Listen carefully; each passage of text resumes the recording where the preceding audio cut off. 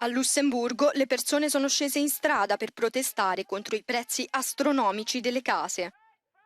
Proteste come queste, da parte di persone che non riescono a pagare l'affitto o a comprare una casa, sono sempre più frequenti in uno dei paesi più ricchi del mondo, dove il PIL pro capite ha ampiamente superato i 125.000 euro nel Ça 2022. fait des années, mais ça s'est empiré au fur et à mesure des années. Et en fait, ça s'explique parce que Luxembourg est attractif au niveau financier. Donc, vous avez beaucoup de main-d'œuvre qui est intéressée de venir travailler à Luxembourg. On est obligé de quitter d'aller de l'autre côté de la frontière pour pouvoir se loger. Mais pas forcément besoin d'être étranger. Ça veut dire, et les jeunes qui ont toujours vécu au Luxembourg, une fois qu'ils partent de chez les parents, ils doivent aller de l'autre côté.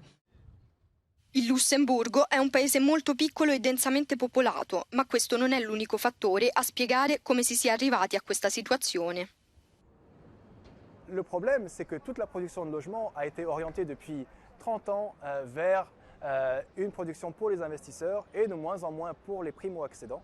Et maintenant que les investisseurs se sont détournés du logement à cause de l'augmentation des taux d'intérêt, il n'y a plus de production e la situazione è catastrofica. L'alta qualità della vita attira nel paese molte persone dall'estero.